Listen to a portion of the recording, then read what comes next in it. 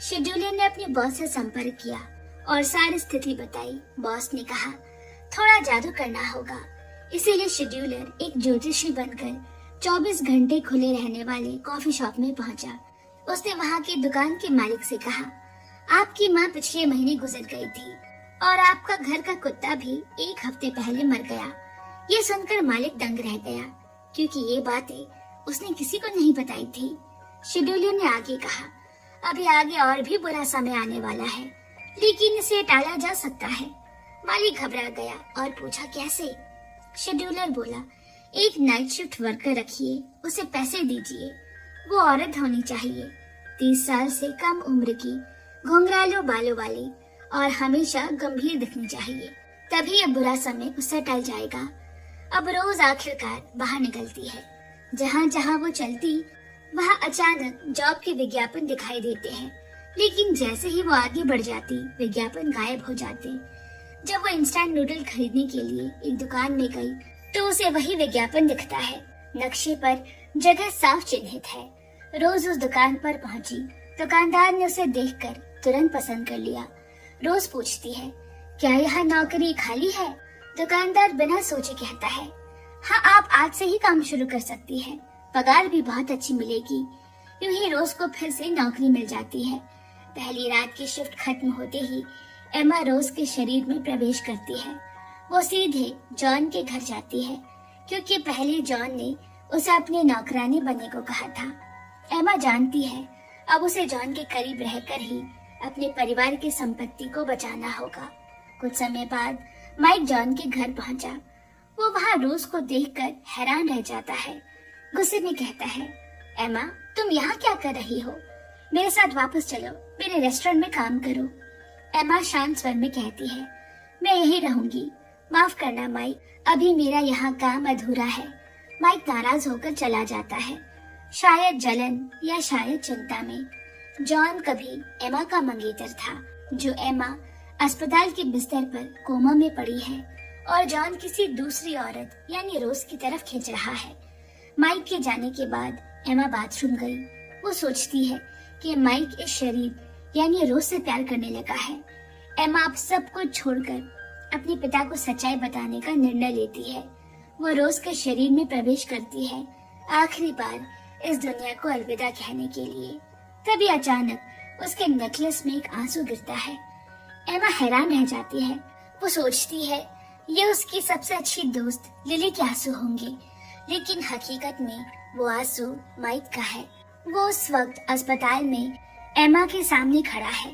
वो टूट चुका है, रो रहा है, क्योंकि अब माइक को सच्चाई पता चल चुकी है कि एमा की आत्मा रोज के शरीर में है।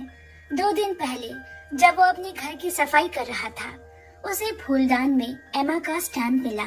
जिज्ञासा में उसने सीसीटीवी फुटेज देखा जिसमें रोज उसे वहाँ छिपा रही थी।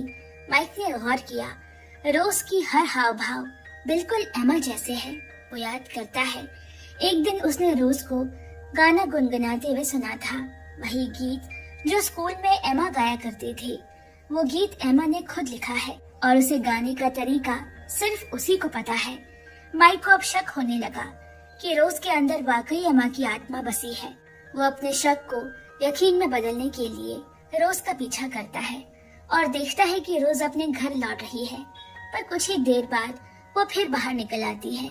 अब उसका व्यवहार बिल्कुल बदल चुका है। वो माइक को पहचानती तक नहीं। फिर दुकान में काम करने वाला बेन उसे मिलता है। वो बताता है कि पहले वो एक मंदिर का साधु था और उसने आत्मा प्रवेश की कई कहानियां सुनी है। अब माइक को यकीन हो जाता है रोज के अंदर जो आत्मा है वो एमा ही है, वही लड़की जिससे वो प्यार करता है। उस दिन माइक रोज का रास्ता रोक लेता है। वो उसे एमा कहकर पुकारता है। ये सुनकर एमा एकदम थम जाती है। वो चौंक जाती है और उसके दिल की धड़कनें तेज होने लगती है। वो सच बताने ही वाली थी कि तभी उसके गले में पहनी तावीज गर्म हो उठता है।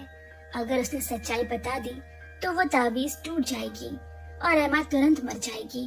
वो झूठ बोलती है, मैं एमा नहीं हूँ, मेरा नाम रोज है। माइक उसकी आंखों में देखता है। क्या तुम ये मान नहीं सकती कि तुम वही हो? एमा शांत रहती है। मैं वो एमा नहीं हूँ जिसके बारे में आप सोच रहे हैं। माइक गहरी सांस लेता है। उसे समझ आ जाता है कि वो कुछ छिपा रही है। वो मुस्कुराकर कहता है, शायद मेरी गलती है। वो आगे कुछ नहीं पूछता, बस माफी मांगकर चला जाता है।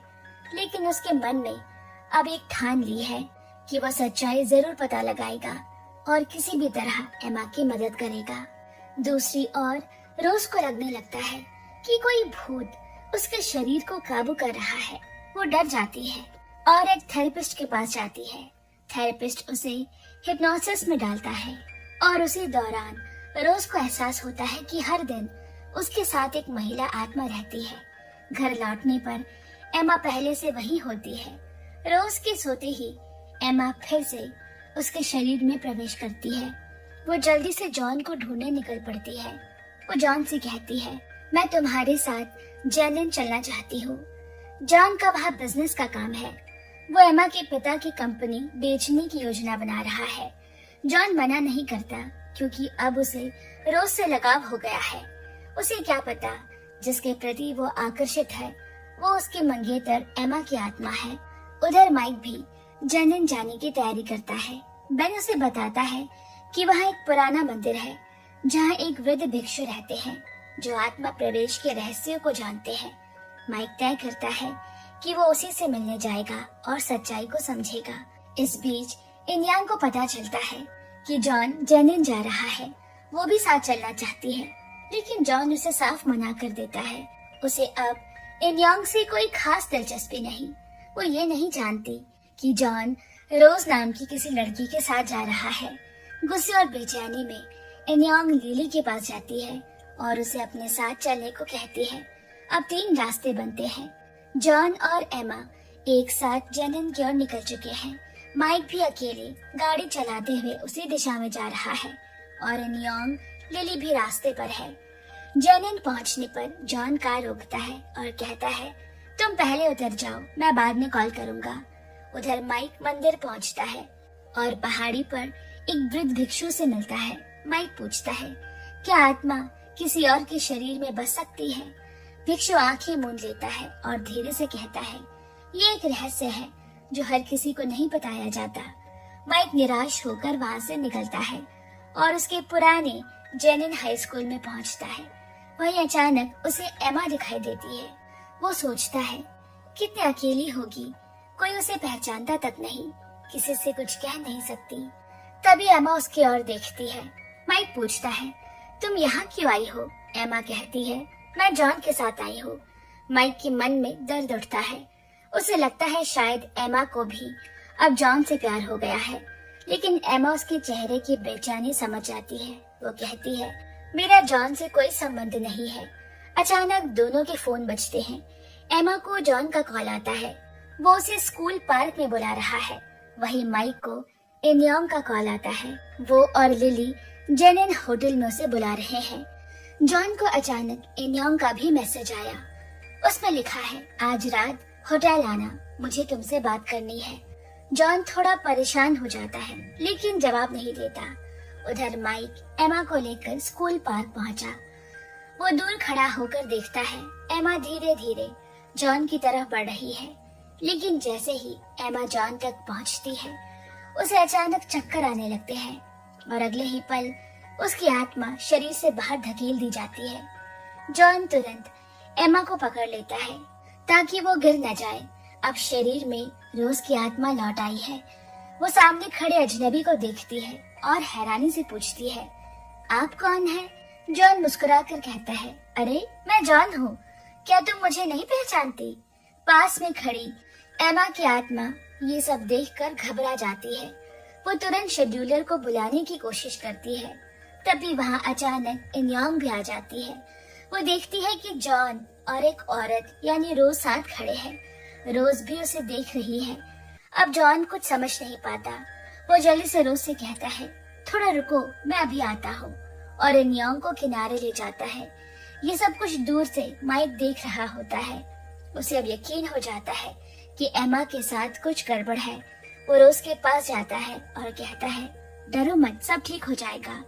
रोज कुछ बोलने ही वाली होती है कि अचानक वो अपने पुराने स्कूल की यादों में खो जाती है। धीरे धीरे उसकी यादें लौट आती है।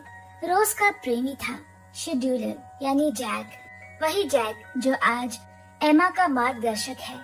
उस साल जैक अपनी मोटरसाइकिल पर बैठा हुआ था। उसके हाथ में एक सोने की अंगूठी है जिसे वो रोज को प्रपोज करने वाला था। लेकिन उसी पल उसके सामने एक ट्रक आ गई। वो बच नहीं पाया और भयानक हादसे में मारा गया। जैक के हाथ से अंगूठी गिर गई। वो देखता रहा। उसे जाना नहीं था, पर अब वो रोज से कभी नहीं मिल सकता। हादसे के 2 हफ्ते पहले रोज का रवैया अचानक बदल गया था। वो ठंडी पड़ गई थी। उसने जैक से पूछा, क्या तुमने मुझे धोखा दिया है? जैक कुछ समझ नहीं पाया। दोनों अनाथालय में साथ पले बड़े थे, एक ही स्कूल में पढ़े, बचपन में एक दूसरे के सबसे करीबी थे। पर अब सब कुछ टूट गया था। जब जैक कुछ समझ नहीं पाया, रोज गुस्से में रोते हुए चली गई। जैक ने तय किया कि मैं कुछ दिनों के लिए दूर चला जाता हूँ। उसके दोस्त ने कहा, पहले रोज से बात कर लो। लेकिन उसने कहा, मैं 15 दिन में लौटकर उसे सरप्राइज दूंगा। वो काम पर चला गया। दिन में कंस्ट्रक्शन साइट पर मेहनत की, रात में बार में गाना गाया और आखिरकार उसने डायमंड रिंग के लिए पैसे जुटा लिए। दुकान जाकर उसने सोने की अंगूठी खरीदी और उस पर दोनों के नाम खुदवाए। वह खुशी खुशी शहर की ओर लौट रहा था, पर किस्मत ने फिर एक क्रूर मजाक किया। रास्ते में उसकी मौत हो गई। उस हादसे के बाद जैक शेड्यूलर बन गया। 5 सालों तक उसने ये काम किया और धीरे धीरे उसने अपनी सारी यादें खो दी। उसे अब रोज की कोई याद नहीं रही। उधर रोज को जब जैक की मौत की खबर मिली, वो टूट गई। उसने कई बार आत्महत्या करने की कोशिश की, लेकिन हर बार कोई न कोई उसे बचा लेता। इन्हीं प्रयासों की वजह से एमा कोमे में चली गई और आत्मा लोक ने जैक को आदेश दिया, तुम एमा की आत्मा को रोज के शरीर में प्रवेश कराओ। वो तभी जीवित हो सकती है जब उसे 3 सच्चे आंसू मिले। यहीं से दोनों की किस्मत एक दूसरे से बंध गई। एक दिन एमा को रोज के घर में एक पुरानी फोटो मिलती है।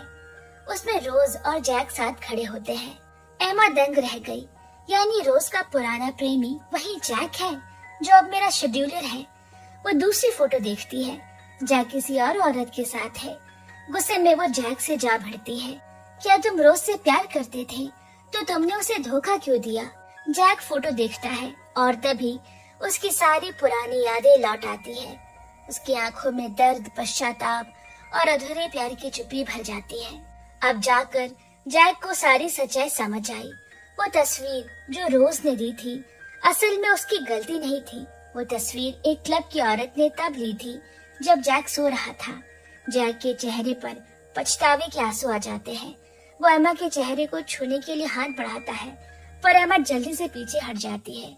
वो उसे याद दिलाती है कि वो रोज नहीं, एमा है।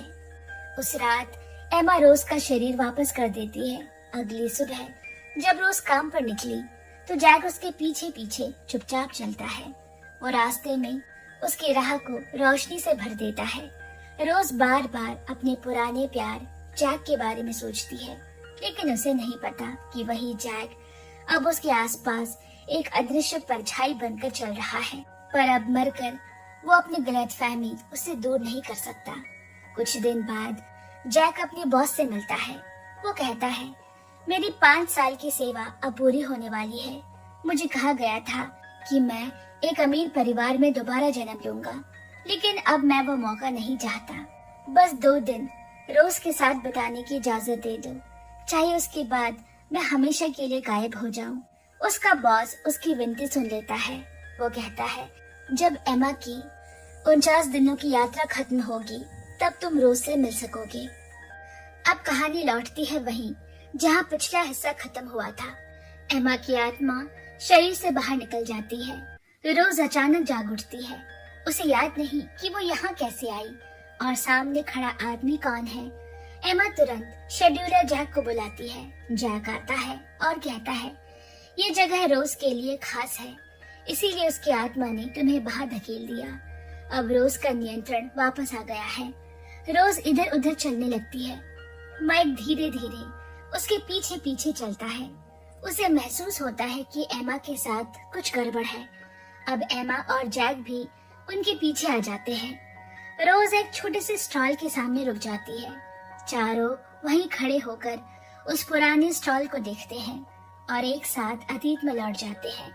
वो वही जगह थी जहाँ स्कूल के दिनों में माइक और एमा ने अपना छोटा सा स्टॉल लगाया था। ग्राहकों को आकर्षित करने के लिए एमा गाने और नाचने लगती है।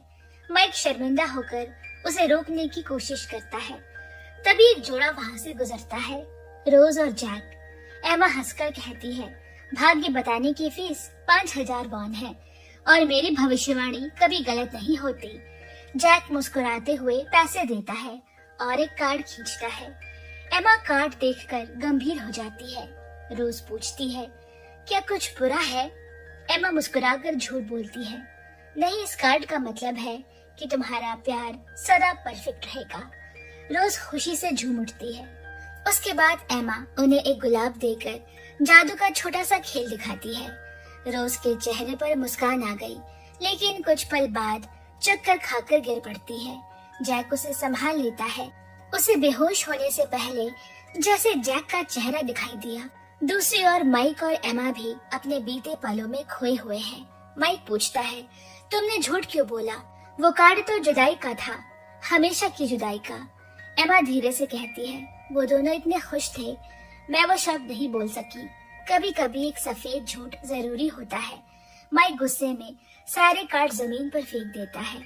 एमा उसे रोकने की कोशिश करती है, लेकिन माइक गलती से उसे धक्का दे बैठता है, फिर तुरंत उठाकर माफी मांगता है। पर एमा अब उसे बात नहीं करना चाहती। माइक कुछ नहीं कहता, बस चला जाता है। एमा की आंखों से आंसू बहने लगे। तभी शेड्यूलर जैक की आवाज उसे वर्तमान में लौटा लाती है, मगर माइक अब भी अतीत में खोया है। वो फूलों का गुलदस्ता लेकर एमा से माफी मांगने के लिए क्लास गया था, लेकिन वो वहाँ नहीं थी। उसके दोस्त बताते हैं कि एमा स्कूल छोड़कर सियोल चली गई। कुछ समय बाद माइक की माँ उसे अमेरिका ले जाती है। अचानक माइक हकीकत में लौट आता है। वो देखता है कि रोज किसी खाली जगह से बात कर रही है। माइक को तुरंत समझ आ जाता है, एमा फिर से रोज के शरीर में आ गई है। वो जल्दी से उसके पास जाकर उसे खींच लेता है और कहता है, चलो कुछ खाने चलते हैं। उधर जॉन पार्क में रोज को ढूंढ रहा है। वो इनयोंग को वहीं अकेला छोड़ देता है। रात होने पर इनयोंग तय जगह पर पहुंचती है। वहाँ लिली पहले से नशे में धुत है। तीनों को साथ आना था, लेकिन केवल लिली आई।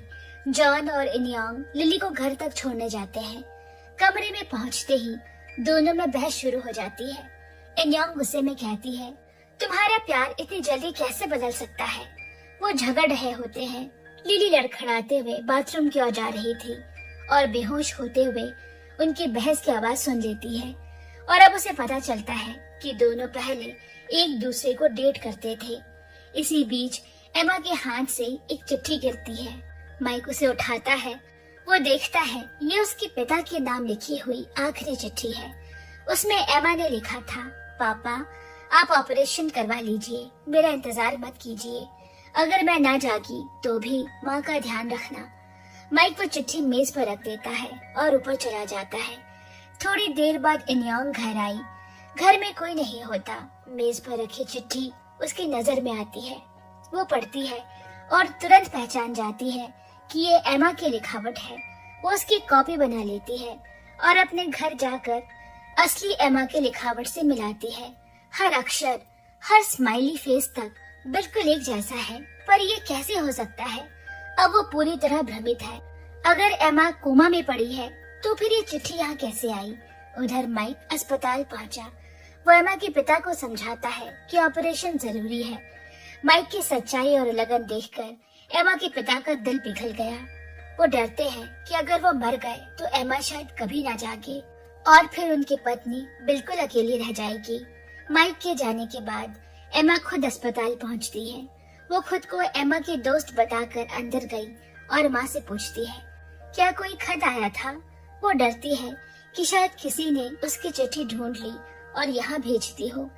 पर जब माँ बताती है यहाँ कोई खत नहीं आया और साथ ये भी बताती है कि एमा के पिता ने सर्जरी के लिए हाँ कर दी है, तो एमा खुशी से भर जाती है। माँ आगे कहती है, माइक बहुत अच्छा लड़का है। उसने न सिर्फ एमा के पापा को मनाया, बल्कि वो अक्सर एमा के लिए फूल भी लाता है। एमा सोच में पड़ जाती है। उसे तो लगा था कि माइक किसी और को पसंद करता है, पर अब उसे एहसास होता है कि माइक हमेशा से उसे ही चाहता था। थोड़ी देर बाद माइक उसे फोन करता है, जल्दी से कपड़े बदलो, काम पर जाना है। एमा अपना बैग चेंजिंग रूम में रखकर बाहर चली गई। माइक चुपके से उसका बैग उठाता है और वही चिट्ठी वापस रख देता है, पर तभी एमा लौट आती है और उसे ऐसा करते हुए देख लेती है। माइक के जाने के बाद वो दौड़कर अपना बैग खोलती है। वही चिट्ठी अंदर पड़ी हुई है। अब एमा को पूरी तरह यकीन हो जाता है कि माइक को उसका असली राज पता चल गया है। वो तुरंत शेड्यूलर जैक को ढूंढती है, सब बताती है। जैक कहता है, इसमें तुम्हारी कोई गलती नहीं, तुमने तो किसी को कुछ नहीं बताया। माइक ने खुद ही सच्चाई खोज ली, अब बस तुम उसे कुछ मत बताना। उधर इनयोंग जॉन के पास गई और कहती है, रोज के शरीर में एमा की आत्मा है। जॉन को ये सुनकर यकीन ही नहीं होता, पर जब वो सोचता है कि रोज हाल ही में कितनी बार अजीब बर्ताव कर रही थी, कभी वो उसे पहचानती कभी नहीं, तब उसके मन में भी शक घर करने लगता है और वो तय करता है वो अब रोज का पीछा करेगा और सच्चाई खुद देखेगा। 2 दिन तक लगातार रोज पर नजर रखने के बाद माइक को सच्चाई समझ आती है। रोज के शरीर में एमा की आत्मा बार बार हलचल मचा रही है। वो अब जान चुका है कि यह संघर्ष आत्माओं का है, ना कि इंसानों का। उधर लिली इनयोंग से मिलने आती है। अब वो सब कुछ जान चुकी है। इनयोंग और जॉन के रिश्ते के बारे में उसके अंदर गुस्से की आग जल उठती है। लिली फट पड़ती है, एमा और इनयोंग, तुम दोनों 10 सालों से भी ज्यादा वक्त से बेस्ट फ्रेंड थी, फिर भी तुमने उसके साथ ये किया। एमा कोमा में है, उसके पिता को ब्रेन ट्यूमर है और तुम दोनों उसी के परिवार की दौलत लूटने की साजिश रच रहे हो। तुम लोग तो इंसान कहलाने के लायक नहीं हो। वो आगे कहती है, अगर तुम्हारे दोस्त को तुम्हारा कोई नया ड्रेस पसंद आ जाए तो तुम उसे खुशी से दे देती हो और कहती हो, कोई बात नहीं, मैं दूसरा ले लूंगी। क्या इसे अपने दोस्त को नीचा दिखाना कहते हैं? एमा तो हमेशा ऐसा ही करती थी, दयालु थी वो, पर घमंडी नहीं। पर इनयोंग ने एमा की दया को शो ऑफ समझ लिया। उसे लगता था कि एमा उसके सामने अपनी अमीरी का रौब झाड़ती है। अब इनयोंग सीधे रोज से मिलने पहुंचती है, जहां वो जानती है कि उसके अंदर एमा मौजूद है। एमा सब सुन रही है और बेचैनी से अपनी उंगलियां मसल रही है। इनयोंग के मन में सालों से जो शिकायतें थी, वो सब एक एक करके बाहर निकल आती है। उसके हर एक शब्द एमा के दिल में तीर की तरह चुभते हैं। पहली बार एमा खुद पर शक करने लगती है, क्या मैं सच में गलत थी? क्या दूसरों के साथ अच्छा होना ही मेरा गुनाह था? लेकिन अगले ही पल वो सोचती है, नहीं, अच्छा होना मेरी गलती नहीं थी, पर इनयोंग ने मेरी दयालुता का बदला मेरा दिल तोड़कर क्यों दिया? इनयोंग जैसे ही जाने लगती है, एमा ने धीरे से कहा, एमा के तुम्हारे लिए जो भी जज्बात थे वो सच्चे थे। इनयोंग रुकती है, उसकी आंखें भी नम हो जाती है। वो कहती है, मेरे भी एमा के लिए जज्बात सच्चे थे, और फिर चली गई। उसी शाम रोज इंस्टेंट नूडल्स खा रही थी। अचानक उसे एमा की झलक दिखाई दी। वो डर कर छिप जाती है। तभी मकान मालकिन आकर कहती है, ये कमरा अब किसी और को दे दिया गया है, तुम्हें आज ही निकलना होगा। रोज काम पर पहुंची। वहाँ जॉन पहले से उसका इंतजार कर रहा होता है। जब जॉन को भी पता चल चुका है कि एमा रोज के शरीर में रहती है, वो कहता है, रोज तुम शहर छोड़ दो, मैंने तुम्हारे लिए दूसरी जगह नौकरी का इंतजाम कर दिया है। रोज पूछती है, मैं क्यों जाऊं? जॉन कहता है, अगर तुम यहीं रही तो खतरे में पड़ जाओगी। रोज ने कहा, मुझे किसी चीज से डर नहीं लगता। जॉन गंभीर आवाज में कहता है, अगर तुमने उस आत्मा को फिर से अपने शरीर में आने दिया तो मैं खुद को रोक नहीं पाऊंगा। मैं कुछ पागलपन कर बैठूंगा और तब तुम्हारे लिए भी खतरा होगा। ये सुनकर रोज मान जाती है। वो खतरे से नहीं डरती, पर अब वो नहीं चाहती कि एमा फिर से उसके शरीर में आए। रोज अपने कमरे में लौटी और दरवाजा खोलकर कहती है, तुम अब चली जाओ एमा। अब वो एमा की आत्मा को साफ देख सकती है। एमा बाहर निकली और रोज अपना सामान बांधकर निकलने की तैयारी करती है। एमा भागते हुए शेड्यूलर के पास पहुंची। पूछा अब मैं क्या करूं? जैक ने कहा, ये शरीर रोज का है, मैं भी कुछ नहीं कर सकता। अचानक रोज अपना बैग लेकर टैक्सी में जा बैठी। एमा उसका नाम पुकारती रही, दौड़ती रही, रुक जाओ, पर टैक्सी तेजी से दूर निकल जाती है। उधर माइक ये सब देख लेता है। वो समझ जाता है कि एमा फिर किसी मुसीबत में है। वो दौड़कर मकान मालिक से पूछता है, वो लड़की कहाँ गई? मकान मालकिन कहती है, वो तो चली गई। माइक को सब समझ आ गया और वो पागलों की तरह एमा को ढूंढने लगता है, पर कोई जवाब नहीं आता। इस बीच एमा सड़क पर बेहोश होकर गिर जाती है। माइक को अचानक याद आया कि वो टैक्सी जिसमें रोज बैठी थी, वो टैक्सी कंपनी को फोन लगाता है। उसे पता चलता है कि रोज रेलवे स्टेशन गई है। माइक कार में बैठकर पूरी रफ्तार से स्टेशन की ओर दौड़ता है। उसी समय शेड्यूलर भी एमा को ढूंढ लेता है और उसे अपनी मोटरसाइकिल पर बिठाकर स्टेशन की ओर निकल जाता है। उधर रोज भी अब ट्रेन में सवार हो चुकी है और किस्मत के पहिए एक बार फिर घूमने वाले हैं। जैसे ही ट्रेन छूटने वाली होती है, माइक खिड़की से रोज को देख लेता है। वो बिना सोचे समझे ट्रेन में चढ़ गया। कुछ सेकंड बाद एमा की आत्मा भी पहुंची। वो माइक के पीछे पीछे उसी ट्रेन में चढ़ जाती है। माइक धीरे धीरे रोज के पास जाकर खड़ा हो गया। वो कुछ बोलने ही वाला होता है कि रोज पहले से जानती है कि वो क्या कहेगा, क्योंकि एमा ने कई बार उसका शरीर अपने कब्जे में लिया था और अब एमा की कई यादें रोज की चेतना में भी रह गई है। एमा पास आकर बैठी। उसकी आंखों से आंसू बहने लगते हैं। वो गिड़गिड़ा कर कहती है, मुझे बस 10 दिन और चाहिए। अगर 10 ज्यादा है तो 1 दिन ही सही। मुझे सिर्फ अपने मम्मी पापा से अलविदा कहना है। रोज पहले तो चुप रही, लेकिन एमा की सच्ची भावना देखकर उसका मन पिघल जाता है। आखिरकार वो धीरे से कहती है, ठीक है। कुछ समय बाद जॉन रोज को धोखे से अपने घर बुलाता है। वहाँ वो एक तांत्रिक को लाता है जो ये जांचने वाला है कि रोज के अंदर कोई आत्मा तो नहीं। शमन आंखें बंद करता है। वो हवा में कुछ महसूस करता है। अचानक उसका चेहरा डर से सफेद पड़ गया। वो कहता है, यहाँ कुछ है मेरे पीछे। एमा डर से कांप उठी। वो जानती है अगर शमन ने उसे पकड़ लिया तो उसकी आत्मा हमेशा के लिए मिट जाएगी। उसी पर दरवाजे पर दस्तक हुई। जॉन सोचता है पुलिस आई है, पर असल में वो शेड्यूलर जैक होता है, पुलिस के भेष में। उसके साथ माइक भी आता है। माइक रोज को और एमा को वहाँ से निकाल कर ले जाता है। बाद में रोज माइक को बताती है, एमा ने कहा था जॉन के घर में कुछ जरूरी दस्तावेज है जो उसके अपराधों को साबित कर सकते हैं। हम बस वो लेने गए थे, पर जॉन को पहले ही शक हो गया और वो शमन को लेकर हमें मारने आ गया। अब जॉन पूरी तरह उग्र हो चुका है। वो तुरंत एमा के पापा की कंपनी को दिवालिया घोषित कर देता है। असल में वो पहले ही कंपनी का सारा पैसा निकाल चुका था। वो बस सही समय का इंतजार कर रहा था। जब एमा के पिता को यह खबर मिली, वो सदमे में आ गए। गुस्से और तनाव में उनकी हालत और बिगड़ती जाती है। वो कहते हैं, जिस आदमी पर मैंने अपनी कंपनी छोड़ी उसी ने मुझे लूट लिया। अब कंपनी पूरी तरह बर्बादी के कगार पर है। ये सुनकर माइक ठान लेता है वो एमा की आखिरी इच्छा पूरी करेगा। वो कहता है, मैं कंपनी बचाऊंगा।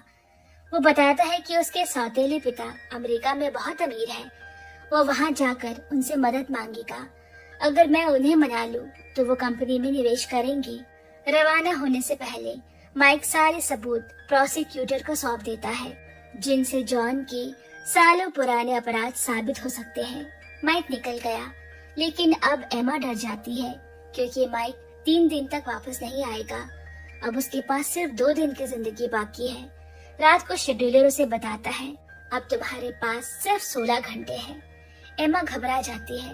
वो चाहती है कि अपने माता पिता और माइक के लिए एक अलविदा खत छोड़ जाए, पर शेड्यूलर कहता है ये नियमों के खिलाफ है। फिर भी एमा अस्पताल पहुंची। वो आखिरी बार अपने माँ बाबा को देखती है। उनके चेहरे पर नींद और निराशा है। फिर वो लौटकर शेड्यूलर से कहती है, मैं तैयार हूँ, मुझे अब जाना है। शेड्यूलर लिफ्ट बुलाने ही वाला होता है कि अचानक एमा के पेंडेंट में 2 आंसू की बूंदें झिलमिलाती है। ये संकेत है कि 2 लोग उसके लिए रो रहे हैं। शेड्यूलर धीरे से मुस्कुराता है, देखो कोई तुम्हें सच्चे दिल से याद कर रहा है। वे आंसू है लिली और एमा के माँ की। लेकिन शेड्यूलर कहता है खून के रिश्ते का आंसू नहीं गिना जाता, तो दूसरा आंसू किसी और का है। एमा सोचती है क्या ये माइक है। उसी पल एमा के पिता कमरे में दाखिल हुए। डॉक्टर उन्हें बताते हैं अब कोई उम्मीद नहीं बची, इसे जाने दीजिए। वो उसकी सांसों की मशीन हटाने की तैयारी करते हैं। कमरा सन्नाटे में डूब जाता है और उसी वक्त कहीं दूर से माइक की आंखों से भी आंसू गिरता है। अचानक उसके पिता देखते हैं एमा की उंगलियां हिल रही है। वो घबरा कर चिल्लाए, देखो देखो हमारी बेटी ने आंखें खोली है। माँ सन्न रह गई। वो दौड़कर डॉक्टर को बुलाती है। डॉक्टर भी हैरान रह गया, ये कैसे मुमकिन है। वो फुसफुसाता है, ब्रेन डेड मरीज कभी नहीं जागते, ये किसी चमत्कार से कम नहीं। दरअसल एमा की आत्मा को 3 आंसू मिल चुके थे, 3 सच्चे लोगों के आंसू। इसीलिए शेड्यूलर ने उसे आखिरी मौका दिया, लेकिन एक शर्त पर, उसकी परलोक की सारी यादें मिटा दी जाएंगी। अब एमा को न माइक की कोई याद है, न जॉन और इनियोंग का धोखा। सब कुछ जैसे किसी और की जिंदगी हो। इसी बीच रोज अपना सामान बांध रही है। बेन पूछता है क्या हुआ। रोज कहती है एमा जा चुकी है, हम वक्त पर नहीं पहुंच पाए। बेन तुरंत माइक को फोन करता है। माइक उस समय सियोल लौट रहा था। ये सुनते ही कि एमा मर गई, वो हड़बड़ाकर कार मोड़ देता है। लेकिन तभी एमा की माँ फोन करती है। उसकी आवाज कांप रही है, माइक बेटा, ये चमत्कार है, हमारी बेटी जाग गई है। माइक फौरन अस्पताल की ओर दौड़ता है। वहाँ एमा के माता पिता खुशी से रो रहे हैं। अब उन्हें सच्चाई पता चल चुकी है कि जॉन ने धोखा दिया था और माइक ही एमा का सच्चा प्यार है। माइक कहता है मैं पैसे जुटा चुका हूँ, अब आपकी कंपनी बच सकती है। एमा के पिता भावुक होकर उसे गले लगा लेते हैं। दोहरी खुशी का दिन है, वो कहते हैं। एमा मुस्कुराकर माइक की ओर देखती है, लेकिन फिर उलझन में पूछती है तुम यहाँ क्यों हो? मेरे मंगेतर जॉन और इनियोंग कहाँ हैं? कमरे में सन्नाटा छा जाता है।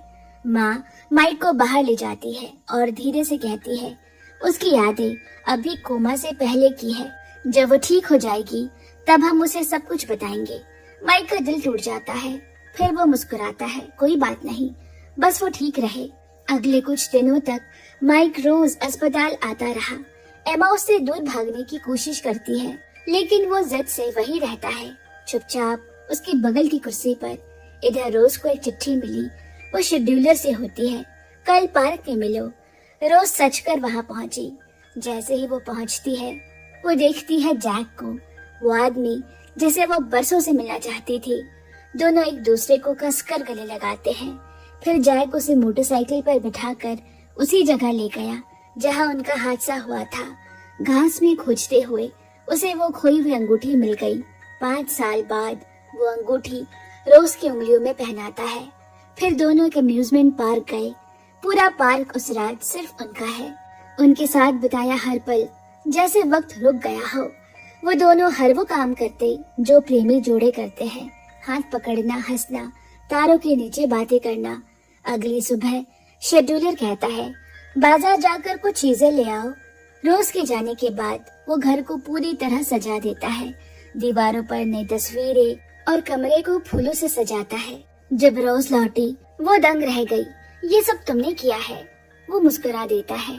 उस रात दोनों साथ सोए और रोज की जिंदगी की ये सबसे शांत नींद होती है। जब सुबह सूरज उगा वो फिर पार्क गए। शेड्यूलर उसकी उंगली से वो अंगूठी निकालकर दूर समंदर में फेंक देता है। वो कहता है तुम्हारा वक्त पूरा हो गया, अब मुझे हमेशा के लिए जाना होगा, मुझे भूल जाओ और आगे बढ़ो। वो मुड़कर चला गया, हवा में विलीन हो गया। रोज कुछ नहीं कहती, क्योंकि जिस दिन उसने उससे मुलाकात की थी वो जानती थी कि यह अंत निश्चित है। कुछ देर बाद रोज अस्पताल गई।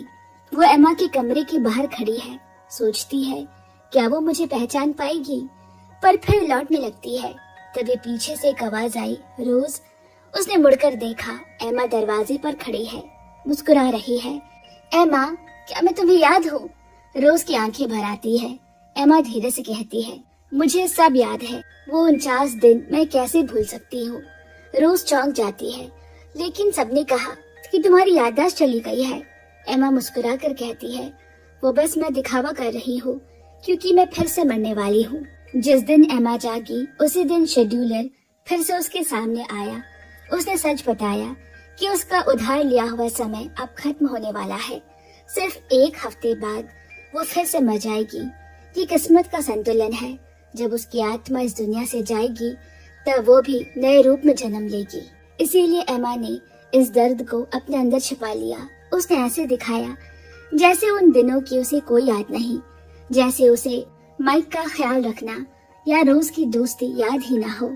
वो चाहती है कि जिनसे वो प्यार करती है वो उसकी मौत के बाद दुख में न जिए। लेकिन माइक सब जानता है। रोज ने उसे सब कुछ बता दिया। फिर भी वो हर दिन एमा से मिलने आता रहा।